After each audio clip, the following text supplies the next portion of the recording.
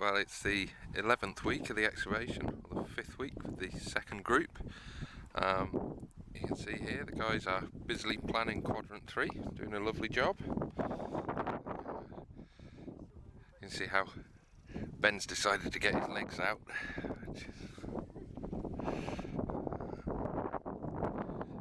can see they're keeping the planning frame nice and level whilst they're getting these stones drawn.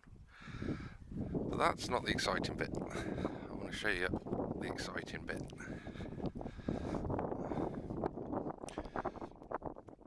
So you'll remember we had a building in the middle of the site, and at first we thought it was going to be circular, but later on we thought, yeah, it seems to be rectangular. Well, here's the building, let me show you.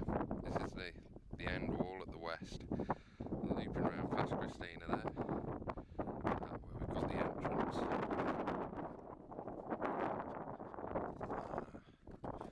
And then along this side, and that's the end of it and the entrance there. You can see the two stones and the doorstep. So this is the way in. And then we've got some new recruits. This is Andrea from Italy. And this is Stacey from Hawaii. Hi. And Okay. oh, he was posing for his photo. Not just grinning like a fool. So they started work on the interior of this building and just dropping the soils, sort of collapsed bank material and all of that just coming out of it. Well, underneath that we have some really interesting looking stuff. Although the light isn't great, you can see all this, which looks all the world like either an intact floor surface or a hearth, and it's not cleaned up at the moment, but you can see that coming right through, and it looks like sort of a mixture of charcoal and this sort of yellow stuff is probably ash, sort of peat ash, maybe some fire reddened bits are the same, maybe some lumps of burnt clay in there, but it's quite extensive,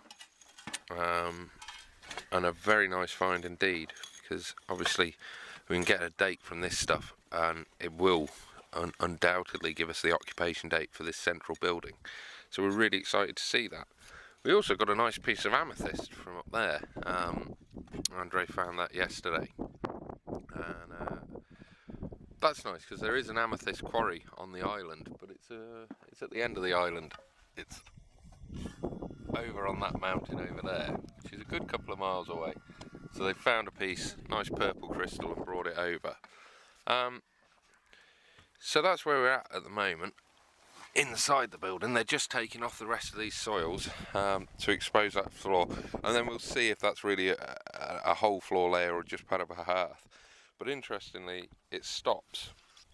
The deposit stops just where Stacey's working, so it may have built up against something, some sort of timber, or that does rather line up with where the door is, so maybe it's just been worn away as people are walking into the building. But that's going to be another day or two, we'll get all of that exposed, it'll be lovely.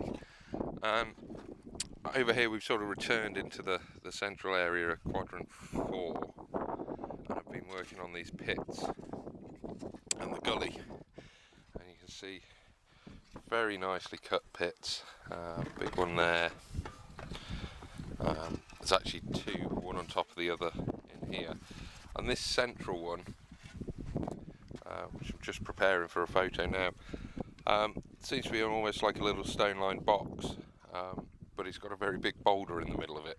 So we'll record it and then lift that boulder out, and maybe, just maybe, there'll be something interesting underneath there. And I suppose finally, we've chased out the gully, and that's just the end of it here. You'll remember that from a few weeks ago. So we got that feature all the way down now as well. So yeah, really getting towards the end of the excavation, and it's starting to really come together, the different elements of the site. I still think now that the enclosure and these pits in the middle are one phase of activity and the building is a subsequent one. But with that floor surface now, we're going to get a really solid idea of the dates using the C14. Yeah. Well, that's us for now anyway. Back to work.